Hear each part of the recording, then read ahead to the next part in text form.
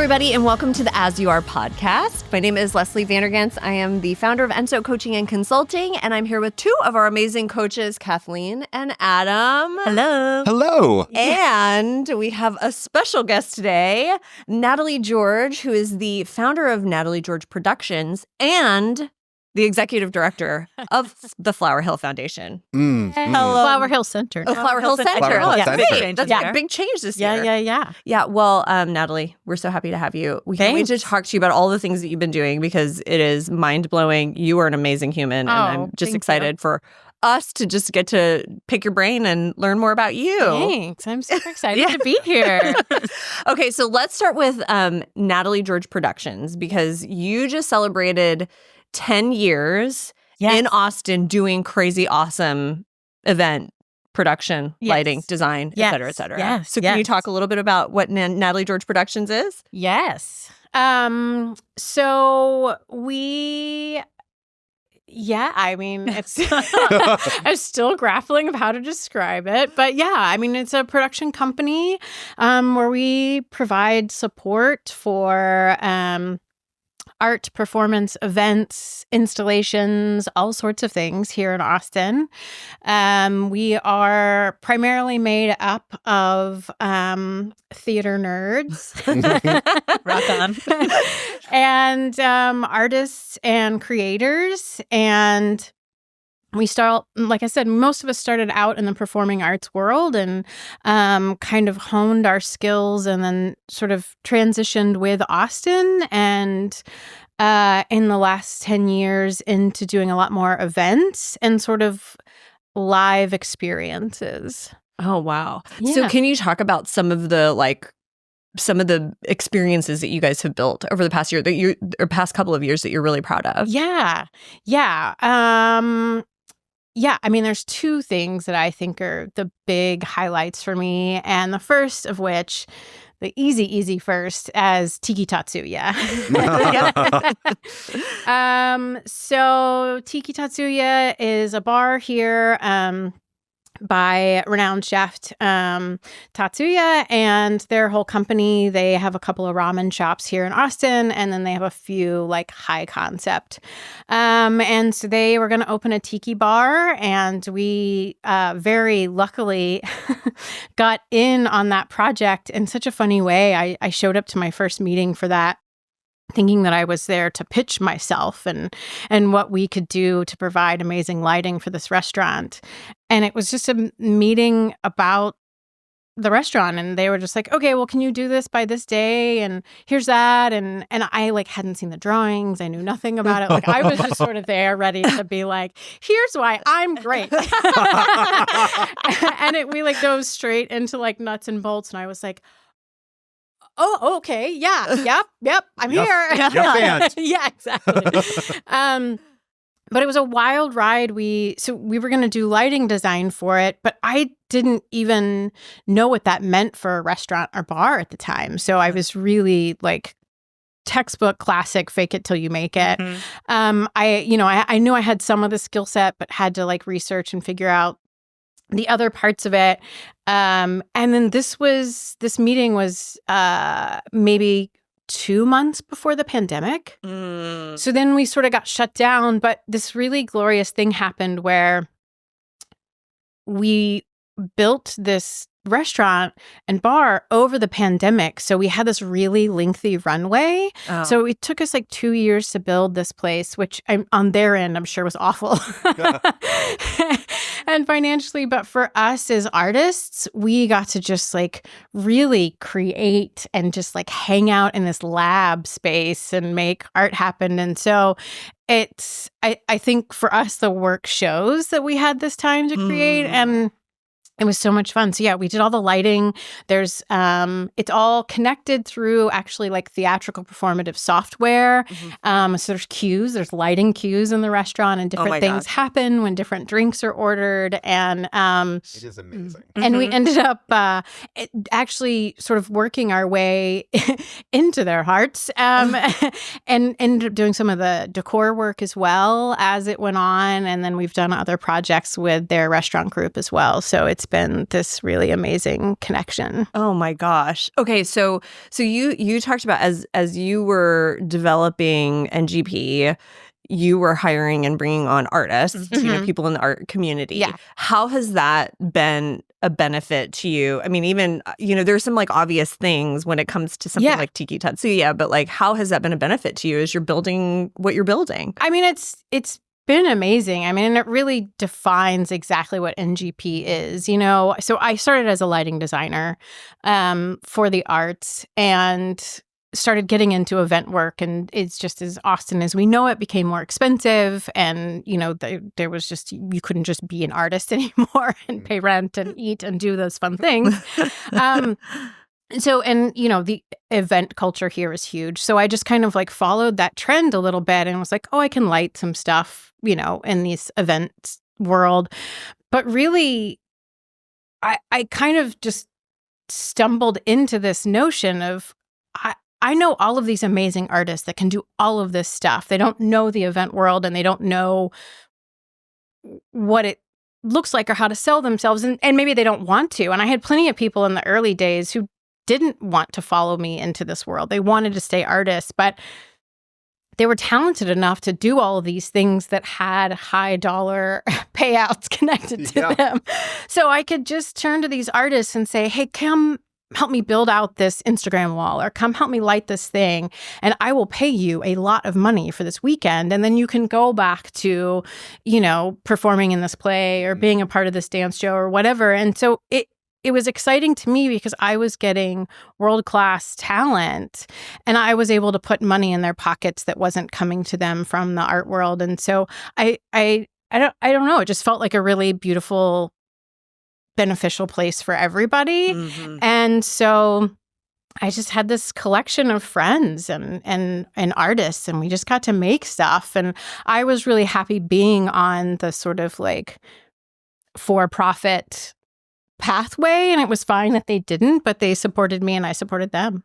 Oh, that's amazing. I mean, I think that the thing that we forget sometimes is artists have like a major amount of discipline that they have to have going into their craft that sometimes the for-profit world or the for-profit human doesn't necessarily recognize. And so the like ability for somebody to kind of translate from this artist world into doing certain projects, you miss that because, you're looking at resumes or you're trying to make business decisions and blah, blah, blah, whatever. But the thing that people can really miss is the amount of work, effort, time that it takes for an artist to perfect their craft. Yes. Right? We don't see that. You don't see that work. And so when you're putting them on a project or a job, you're getting a hardworking, tenacious, somebody who's willing to like hone their craft the highest level. Yeah, right? absolutely. Yeah. Absolutely. Yeah.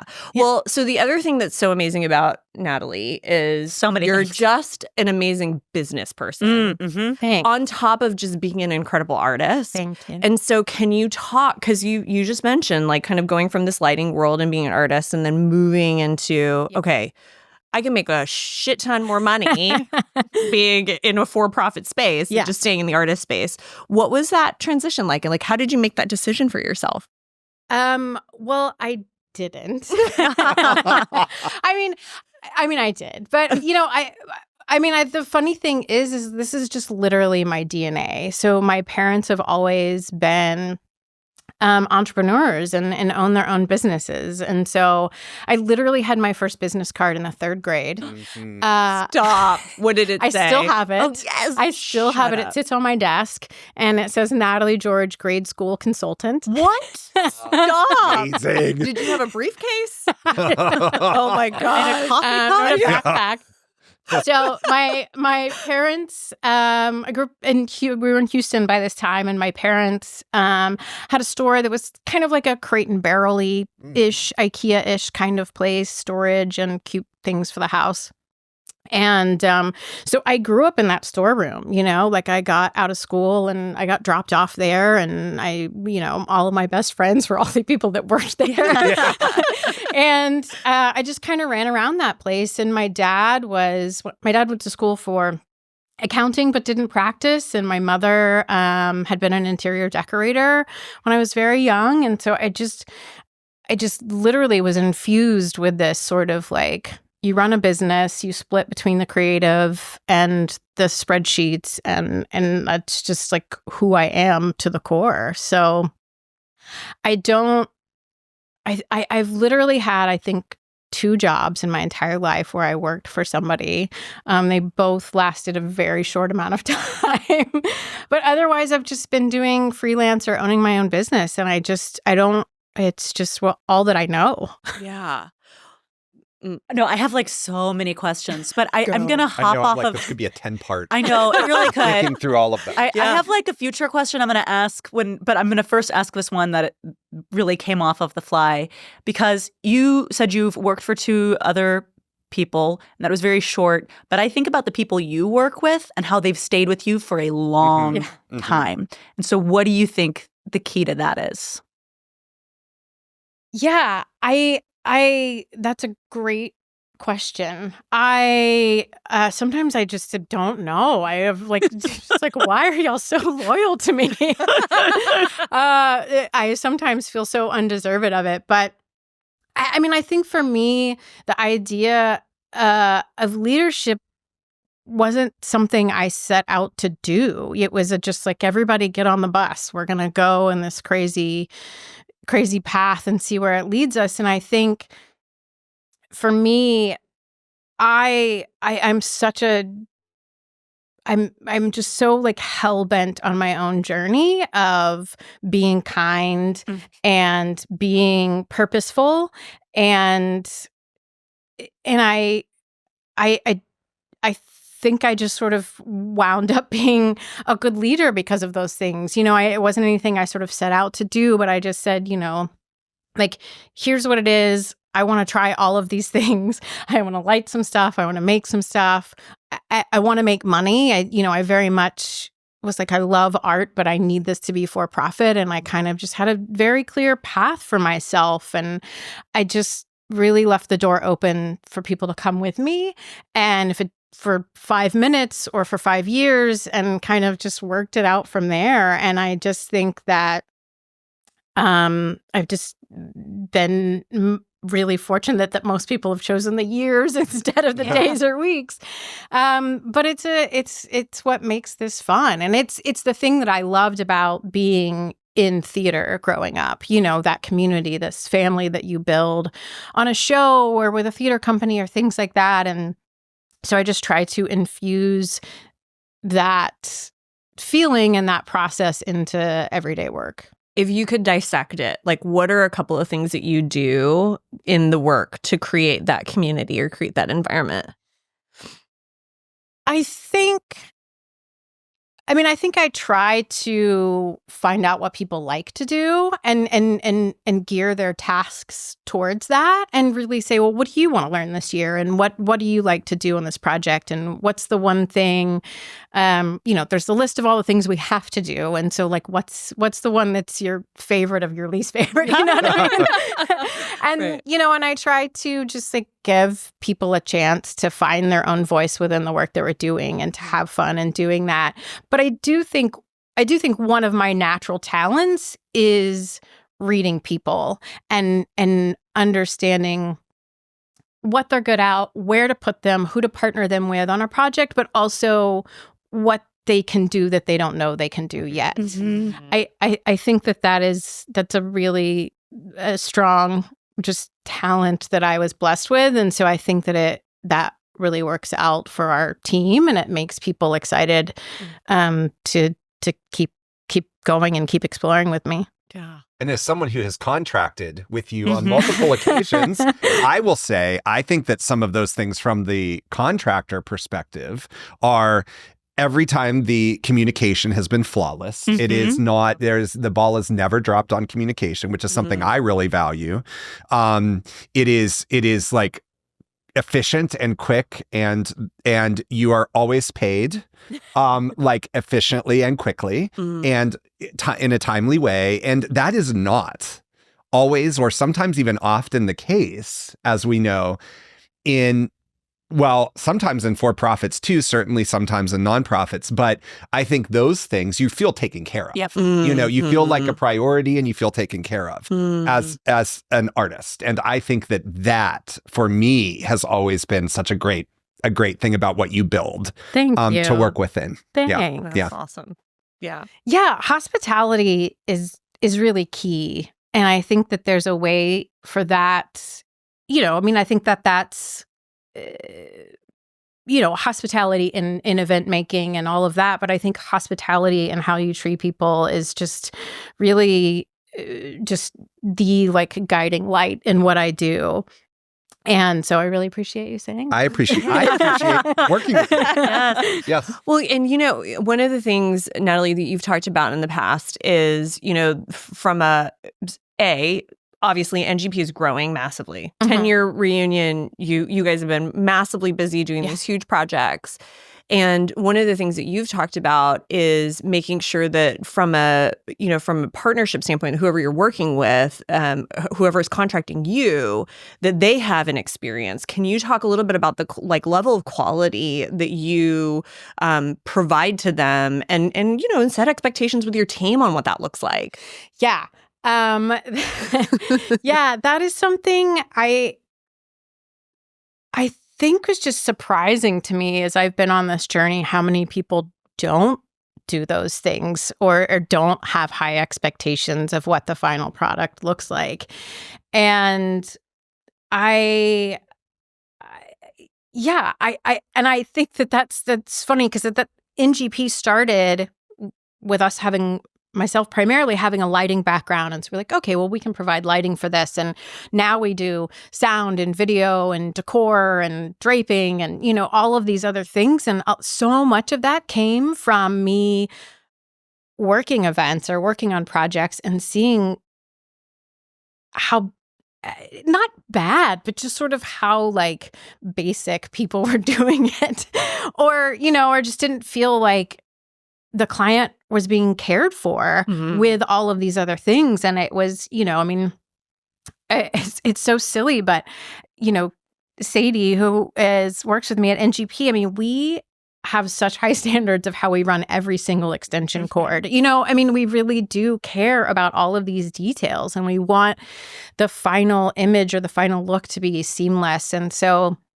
we've just found other artists and designers and technicians that are interested in providing their services because, they get excited about how we can sort of be this one-stop shop and provide all of these things and kind of keep it all seamless. Yeah.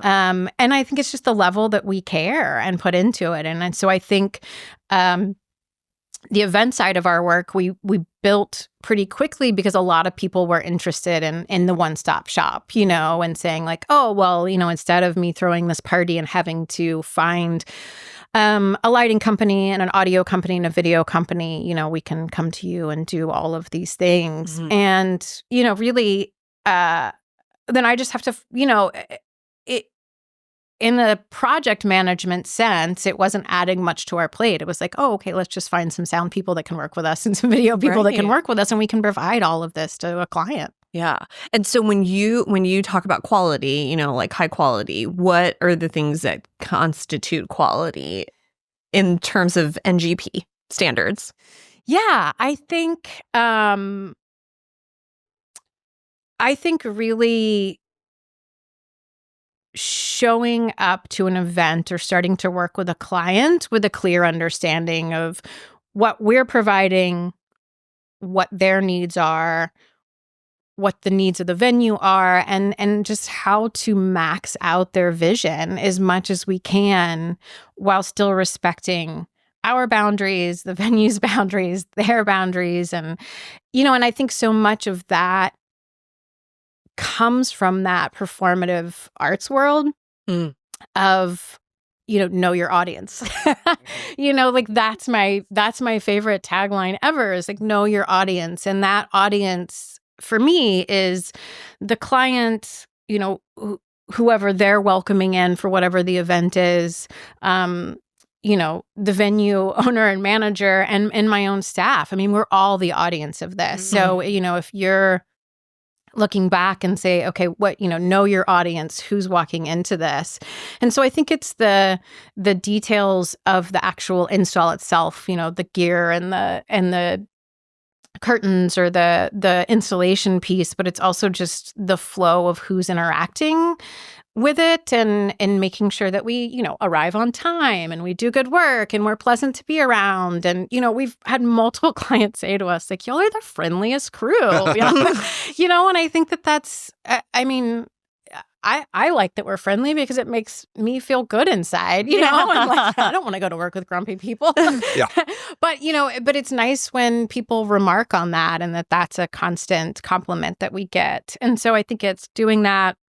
And then I think it's going, the extra mile for people. And you really don't actually go that far in the grand scheme of things when you think about it. But asking a client is like, how does this feel? Is there anything else that you need or whatever? And I think so many people, especially in the event industry, they just kind of like get in, throw something up and get out. And so I think really asking people what they need. And, we often, it could be something that's out of our realm. And sometimes we say no, but sometimes I'm like, yeah, I'm happy to go get that case of water out of your car for you. It's not my job, but, it's like one little thing and it's going to make your event go well. And that's what I want at the end of the day. Wow. So good. Vision, business, creative, like values, understanding the balance between the two, being like a really solid leader. I mean, like it's like all of the components to being like somebody who's really changing the game, and it's really cool. It's really special. Thanks. Can we pivot? Yeah. And talk a little bit about the other full-time job that you have, which is newly named, well, I guess a year, right? Yeah. Almost exactly a year. Yeah, exactly. Named executive director of the Flower Hill Center. Yes. So tell us a little bit about Flower Hill Center and what you're doing. And I mean, there's so many questions around that, but we'll just start with what is Flower Hill Center? Start at the beginning. The Flower Hill Center is a historic home museum and community center in the making. We are, my favorite thing to say is a 150-year-old startup, essentially. So the Flower Hill is a historic home on West 6th Street in Austin. Was home to 3 generations of the Smoot family. They were all civil servants and what we consider one of the founding families of Austin. And there's just a rich history here in Austin and in Texas that we're trying to share with the world. So many people don't know anything about them or their contributions to the city. And so we're sort of compiling all of that and restoring their house and sharing that with Austin. We formed as an organization in 2017 officially, and then I joined the board at the end of that year. And so I've been on the board, was on the board for about 6 years, and then in a very serendipitous way, ended up stepping in as the interim executive director, just trying to kind of hold the boat together for a moment, and then was graciously asked by the board to stay in that role. So what got you involved in Flower Hill? Like, what was it about the organization that you felt passionate and drawn to? Yeah. So my dear friend, Robin Grace Soto, who's also just an amazing human and artist and leader in her own right, was the original executive director. And so I went to tour the house and see her and just... she was like, well, come by this place that I am now working at. Because I was like, what is it? What are you doing? What's happening? She was like, I don't know. Just come over. So I was like, oh, okay, I'm going to go look at this old house. I mean, like historic house museums was not in my, like... Only in Kathleen's world. I know. I was like, I know. Kathleen's as like, someone who spent years working in historic house museums. Yeah. It's a great world. Like on a list of 4 million things I thought I'd ever do, that wouldn't even make it, So I was just like, okay, I don't even know what this place is, but I'll come look at it. And I thought, oh, we'll be here 20 minutes and then we'll go get a happy hour drink. I was like focused on the happy hour drink. And we walked around the house for like 2 hours. I think I cried twice before I even left. Wow. It just enraptured me. I mean, it just really took me by surprise of learning the history, of thinking about this home, of what home means, of what is important to Austin. And I think it hit me at the same time that, I mean, it's been going on for a while, but, in this place that Austin Arts is losing venues and spaces and rehearsal rooms, and we've, barely ever had a good dance studio or performance space, but like in this place where space was going away for artists. And the house, we sit on 1.3 acres. And so we have this land and this home. And it wasn't that I needed to turn it into a performance venue or a space, but just the idea that this artful place, that this museum or whatever had space and it had a story and it needed humans and it needed to be inhabited. And that connection was just instantly made for me, and I fell in love. Ugh. Incredible. Yeah. Yeah. Well, and West 6th Street, I mean, it's like right in the middle of downtown Austin. And it's, if you're not looking for it, you could easily miss it. Yeah, 100%. That's what most people say when they come on the tour. Now, like, where is it? Yeah. Yeah. So you've taken over as executive director now officially for the last year. What have been some of the biggest kind of lifts over this past year for you? Yeah. So, we basically have to restore this whole house. I mean, this is multi-million-dollar, project to restore the home and safeguard the collection that's inside of it. But then we also have the grounds, and that's sort of where we kind of bringing in the community space and what that's going to look like. We're almost done rehabilitating our historic 1920s garage, which will be turned into a multi-use space. So for events, classrooms, lecture series, pop-up markets, all that sort of stuff. So that's really exciting to almost be done with our first functional space that really can bring in the community. So, I mean, like for real, this 150-year-old startup thing, that is it. I mean, so we have a lot of work to do in fundraising and grant writing and still a lot of vision making to do. But this last year, I think, really helped us really set these big benchmarks in the vision. We've kind of, we transferred from a foundation to a public nonprofit. We changed our name to the Flower Hill Center, kind of redid our branding and logo, and sort of brought in some new board members and really set up where we want to go and where we want to be, which is super exciting. And now we got to do the work and we got to raise the money. Always small, right? Just a couple bucks here and there. Yeah, but it's good. It's like, and it's nice for me to like it, museum and it just in history, all of these things are so, they're very artistic and it's very adjacent to the world I'm already familiar with, but also very different. So it's been a nice balance of familiarity and also stretching muscles and learning things and being like, I'm sorry, what is that? Are there things in this first year that you have felt already you have taken from the learnings in that position and brought over to NGP work? Ooh. Yeah, 100%. So many things. I think, I think this whole journey this past year is making me completely redefine and re-understand what leadership is. I think, like I said, with NGP, there was so much of it that I just said, everybody, let's go. And I just kind of was leading by example unknowingly, and then kind of started to figure it out and try to do it more on purpose. But it's very different to manage people at Flower Hill when it's not, I mean, I'm creating a vision that is partially mine, but it's not my whole being that's doing something. And I just say, you know, like this, walk like this, you know, come with me. And so, you know, learning how to, lead people has been very different, and reporting to a board is very different. And so I think, I'm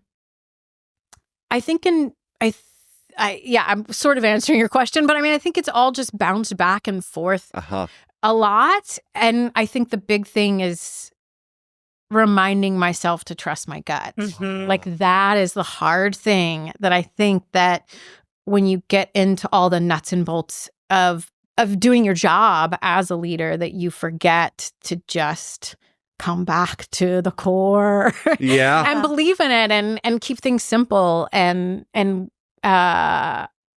So I think this job is humbling me and helping me back to some very simple things. That's cool. What are some of those simple things?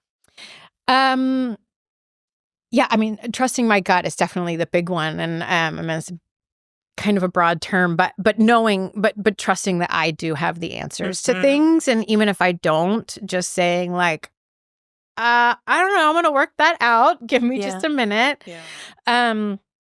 But I think the big thing is, you know, one of the biggest things I've had to do this year is write grants, which was not something I ever set out to do or had much practice in it. And I'm having help from grant writers that know sort of like the nuts and bolts and things, but I'm having to write some of the narrative, or, you know, put together what a narrative is for a particular grant. And just remembering that I started as a storyteller, that I, you know, that artist core in me, I know how to tell the story, and that the history of the Smoot family is all laid out there for me. I just have to tell the story passionately, and I can do that. And so really just sort of barreling past the daunting part of grant writing and suddenly being like, oh, I'm a grant writer now. Cool. Okay. Yeah, I can do that. And just being like, tell your story, stupid. You know how to do this. Like, and that's been great. Natalie. I just am always so impressed by you. And my experience with you has pretty much always been like, yes, I'll figure it out. We can do it. And so it makes me wonder, you know, when are those instances where you might not say, yes, I'll figure out how to do it, and instead say like, not for me? Yeah, I'm learning that. I mean, I think that, I think all of those yeses is what excites me about what I do. It's what has brought me success. It's what's gotten me into these two whole jobs and all of the things. So I think I'm really learned this year that burnout is real. I really got hit hard and went down this holiday break pretty hard. So learning about that. And I think, I think the learning how to say no to certain clients or projects on the NGP side has been easy. I think setting boundaries and learning what to say no at Flower Hill has been really hard to learn this year, because we have so much work to do. You don't want to miss an opportunity. It's like, is this coffee date going to be the one that's the $1 million check? Or is this one going to be the one that introduces me to, you know, Matthew McConaughey or whoever, you know, like, but you can't have every coffee date, and you can't apply for every grant, and you can't.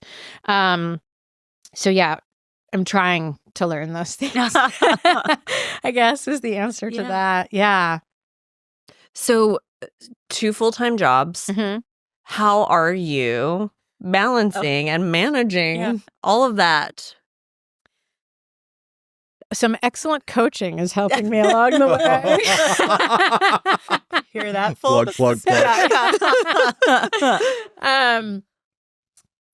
I think that that's like, that's still to be determined. You know, I'm still working that out. I'm trying to just make a ton of lists and trying to look at where what balls I can juggle at the same time, and what days and times and projects I need to stop and go, okay, no, this has to just be like a whole NGP day. Or moment. And, you know, and I think just really trying to find the right staff and support around me to make that happen, and to support me in the times that I need to be like, okay, today's not a good day. I cannot handle all of this today. Yeah. Well, can you talk a little bit about building out the team and, and what that looks like for you, and how do you do that? Like, what do you look for in the kinds of people that you bring on to support you? And yeah, I mean, I think, starting with somebody that's curious, I think that's, I feel like curiosity has been such a buzzword for the last couple of years, and that notion of like being curious about things and, not to overuse it, but I think it's true. I mean, I think, the sort of most honest thing I can say about myself is like, I don't know where I'm going. And I have lots of crazy ideas and I overcommit and, but I love all of these things. So I think to work with me, you kind of have to be curious and have to be excited and ready to kind of jump in. But I don't get offended if this is not for you, right. Or if there's a moment. And so I think finding people to work with me that are curious and excited about the sort of being nimble and kind of jumping around from thing to thing. And I think that the hard, or I guess the other side of the coin to that is like, I'm realizing now, especially in doing both of these jobs at once, is that I do require more structure than I've had in the past. And so now that's the place we're at with NGP is I do have these amazing humans that have come along on this ride, and they are flexible and they are curious. And I'm like, who's steering this thing? I mean, and I think that's the true thing is, like, I still very much feel like the leader, but now we really need some structure. And so like who is that person? And that's actually something we're working on right now, is trying to find, this one more human to come with us and help anchor us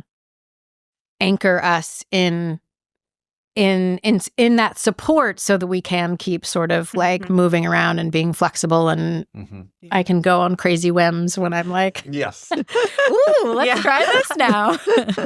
Well, okay, so how did you get to the decision of like, okay, I need to have more structure versus like, obviously instinctively there's a lot of things that are very natural for you, but kind of going against, okay, I have to put some structure in place for this business going forward. Like, what did that look like? Yeah, I think that, I said sort of, I am kind of this makeup of creative and spreadsheet into one, but, as the business has grown, you can't do that all the time for yourself, And so I think that that's just what I'm learning, is the equation of like, okay, I want more of this, more of this, more of this, and I want this to be my bank account by the end of the year. And that requires more than just me. And so I think at the end of the day, I want to be the artist, and it's I'm proud of my spreadsheet work, and I do love it, and I mean I think but I'm ready to sort of like just continue to vision things out, and I also think that Sadie and I often joke. I mean, our whole world was kind of strings and paper clips at the beginning. We were just like, oh, we'll put this together, and it's like, oh no, you get to a place where you're like, no, I'd like a bookkeeper and an accountant, please. You just, it requires it to grow a business, and to get to do the fun things, you kind of have to have the structure. So yeah, trying to find that person that comes in and kind of helps provide that support for us is necessary. Highest and best use of your talents Yes. too, right? Yeah. Like you can find somebody to come in and put some structure around it. Yeah. But like being able to tap into your creative brain to support what you're building is critical. Totally. Right? And I think that the 10-year mark really was a bonk on the head a little bit for me too. On that, I feel like I've inherently have a 10-year cycle. And I've kind of done a lot of things in my life in roughly 10-year increments. So I think that when I saw the 10-year anniversary of NGP coming, and I was like, am I running off? Yeah, I'm gonna leave this baby. And I think that and I think that there is this place that I'm at, and I'm like, okay, 10 years, this is where I am. And, but also it feels like a great time for a bit of a review, and I'm also excited about somebody coming in and going like, why do you do this way? Or what if we did this way? Or what else can be added on? Because it's, I'm just excited about new ideas to come in and reinvigorate me and add to the organization. There's that curiosity. Yes. Yeah. Well, can you talk about what is next for Flower Hill? Because you've talked a little bit about like what it is and where you've kind of come. And so now you've got this, garage that's being rebuilt. You're looking at the grounds. Like, what are the things that you vision for the future of Flower Hill? Yeah. So we'll have the ribbon cutting for the garage at the first part of March, which is very exciting. Wow. So soon. Oh my gosh. I know. Whoa. I know.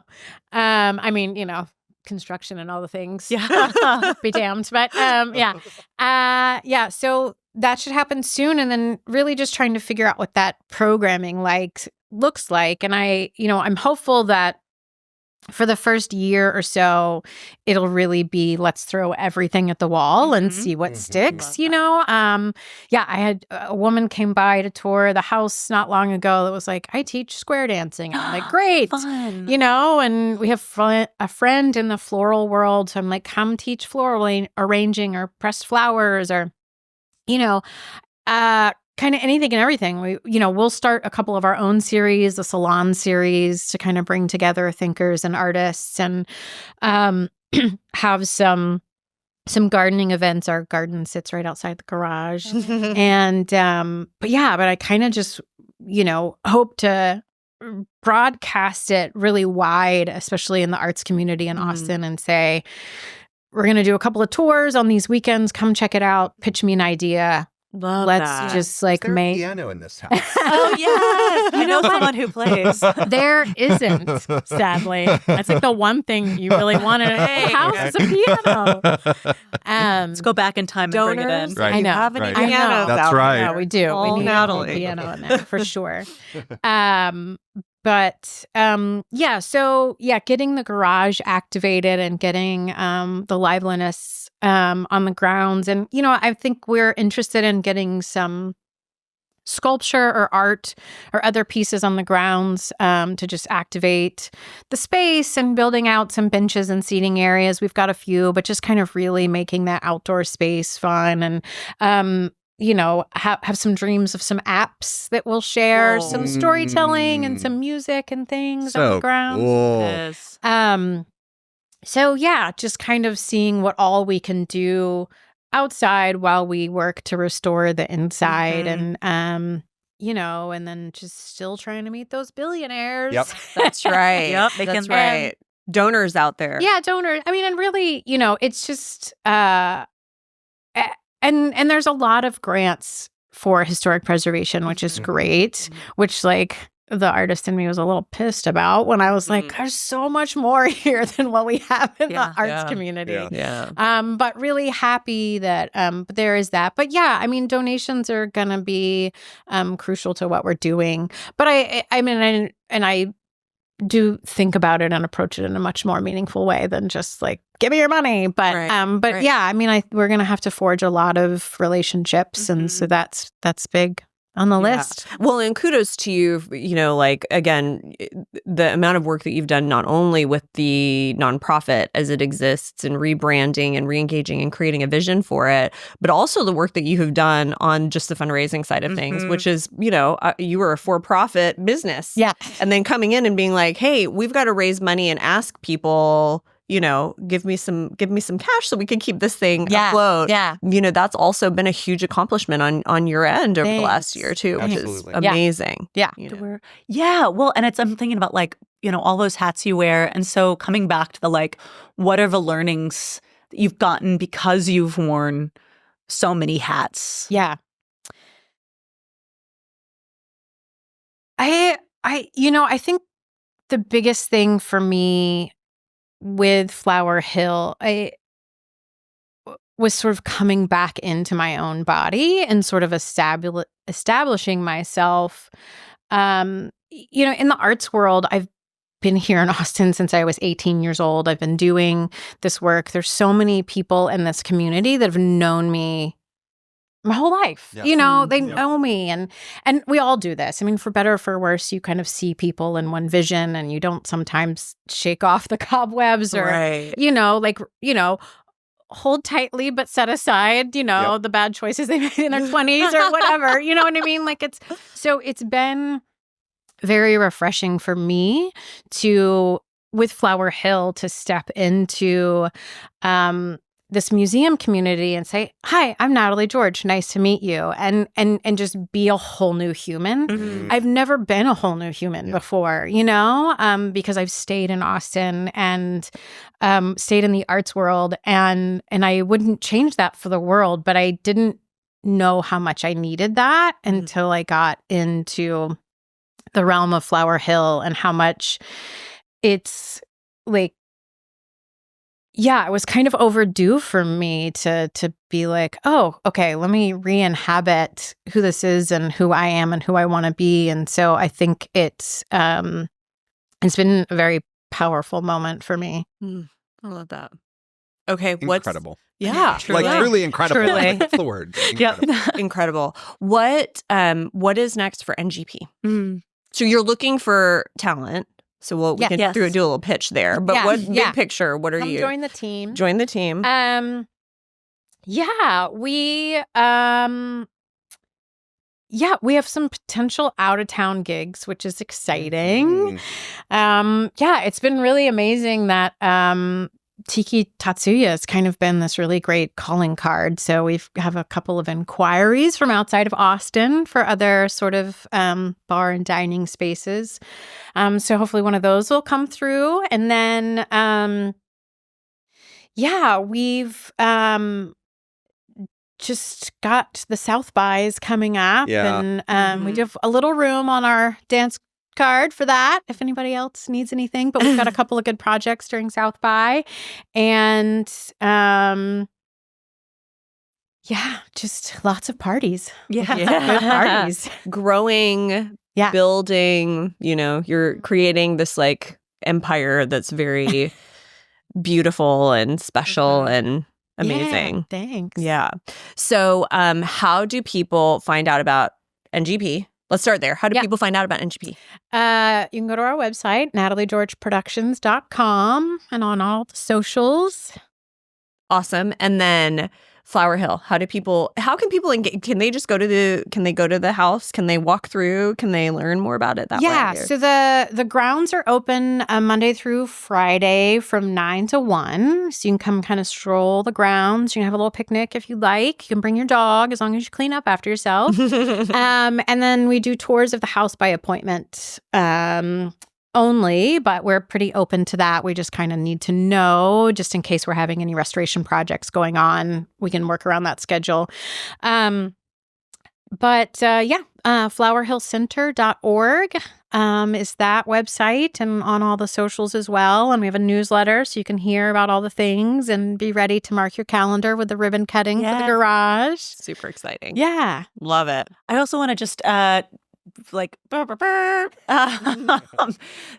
Flower Hill Center was featured in the Austin Chronicle top 10 arts related, I don't want to say just events, but just like things that are in the arts in Austin. Flower Hill Center was in there. Yeah. It was super exciting and nice to be included. Yeah. Outstanding. I think Natalie George just crushing it. it. Seriously. Crushing it. It's impressive. Seriously. So impressive. These are the kinds of things we need to be rebuilding Austin with. 100%. We used that word renaissance in the last episode. And I think that is where we're at. So true. We're at the precipice of this renaissance. Yeah, I love that. So cool. Yeah. Okay. Awesome. Thank you, Natalie. Thanks for having me. We appreciate you so much. This was so fantastic. Learned so much from you. Thanks. Always. So appreciative to be here. Yay. Thank you. All right. And thank you guys so much for joining. As always, please subscribe on all platforms to the As You Are podcast, and we will see you again soon. Asta.